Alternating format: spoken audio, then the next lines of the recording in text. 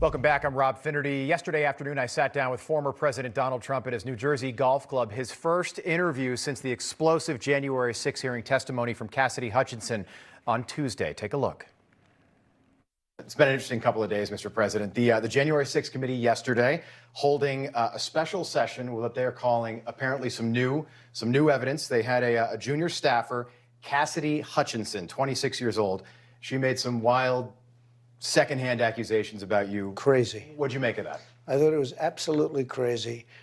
This committee is, a lot of people say, illegally formed, but when you look at what they're doing and when you look at what they're saying and what they're doing to the country, now the good news is a lot of people aren't watching, a lot of people aren't listening to it, but they're trying to do real harm. We went through Russia, we went through Ukraine, we went through the Mueller report, no collusion after 3 years, 2.5 years, and now we're going through this. It's a one-way sideshow. It's a horrible thing that they can do to the country where they take this kind of time.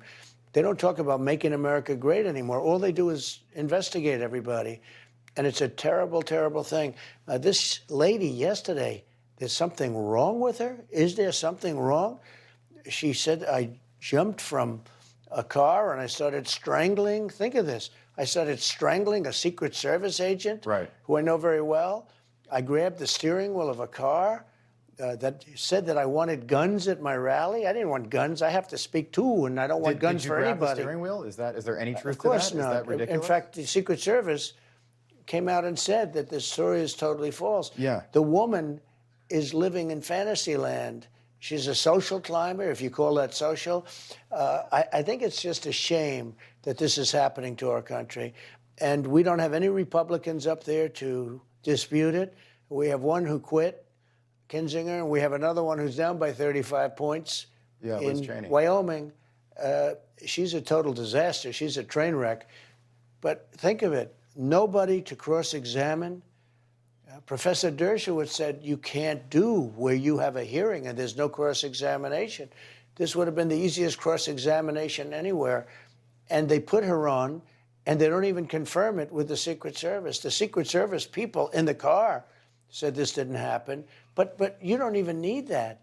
Who would do that? I would grab a Secret Service person by the throat. I don't even know if it's possible. Certainly not in the Beast. It's very hard. Even in one of the SUVs. Well, it's very hard for another reason. These guys lift 350 pounds.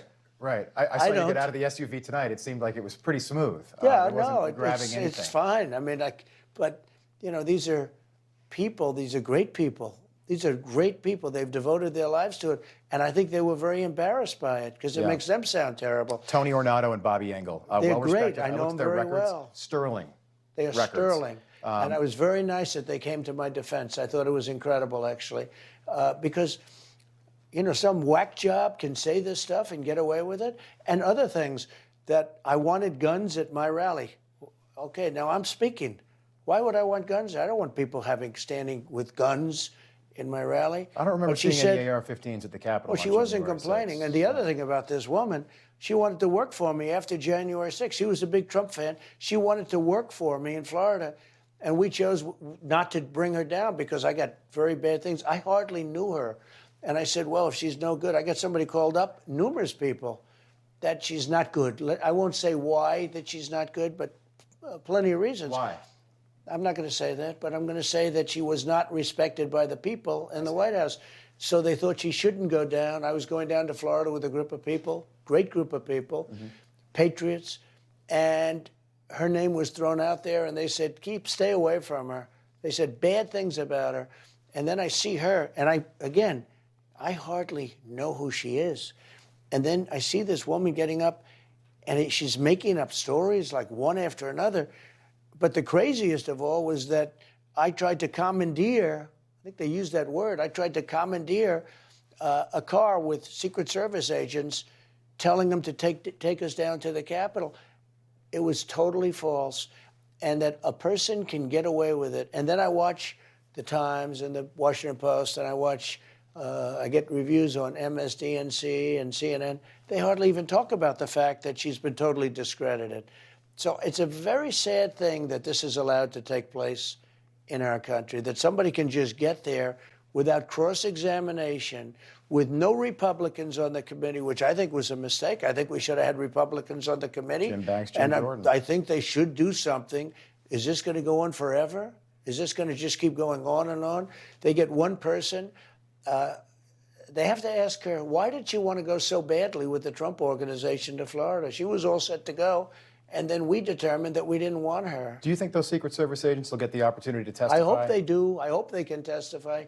I think the woman is, she's got serious problems. Let me put it that way. What did you make of Fox Mental News? problems. Yeah. What did you make of Fox News and other media outlets latching onto this story? I heard Brett Baer last night say, well, why would she risk perjury? She could go to jail. And I'm sitting there at home thinking to myself, well, this is a Democratic panel. They're not going to charge their own star witness with perjury, even if it is true. I heard that Brett Baer said that, which is obviously strange. I look, Brett Baer. Here's the story. It didn't happen. Other things didn't happen. They said that I encouraged people to have guns. I didn't encourage people. Never spoke to anybody about it. Right. I didn't encourage anybody to have guns.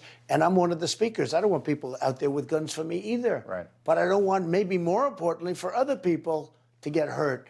I don't want that to happen. You look at the fact that I recommended from 10 to 20,000 troops be there. Nancy Pelosi and the mayor of D.C. turned it down. Yeah. All of these things took place. They turned it down. We're not hearing about that during these hearings. They don't even cover it. They refuse to mention it. You'll never see it. You rarely see it in the fake news.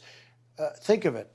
If they put not 10,000 troops or 20,000 troops, I recommended between 10 and 20, right, in front of numerous witnesses, in front of people, and in front of the people that actually do that.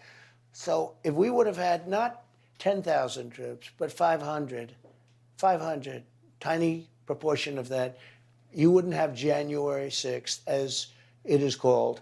It wouldn't have even existed. There wouldn't have been a problem. They didn't like the look of it. They said, well, we don't like the look of it. And I could feel there was a big crowd forming. It just felt like a lot of people were talking about January 6th. And the thing they don't talk about is the incredible size of the group of people that I spoke to. Because I think it was the biggest, or certainly one of the biggest groups I've ever spoken before. And I've spoken to big crowds. Like, few people have spoken to bigger. And this was, I think, at the top of the list or very close to it. And from there, a small group, relatively speaking, a small group went down to the Capitol. But for this girl to sit there and just, I think, just make up stories. Many years ago, there was a man named John Lovitz. Yeah. And he did a routine called The Liar. Yeah. She should look at it. She should look at it. That's SNL. How much of this is about trying to prevent you from running again? I think a lot of it in 2024. I'm leading in all the polls. Every poll. Against Republicans and Democrats. I'm leading in the Republican polls at numbers that nobody's ever even seen before. And against Biden and anybody else that they run, I'm leading against them. No, this is just a way of, look at the dishonesty of this committee. They don't talk about any of the things that refute January 6th. Hey, I'm Rob Finnerty. Thanks for watching. If you enjoyed this video, please join the conversation in the comments below. Don't forget to subscribe, too. Hit the bell icon to be alerted to breaking news. And remember, there's a whole lot more on Newsmax TV, America's fastest growing cable news network. Newsmax TV, we're real news for real people.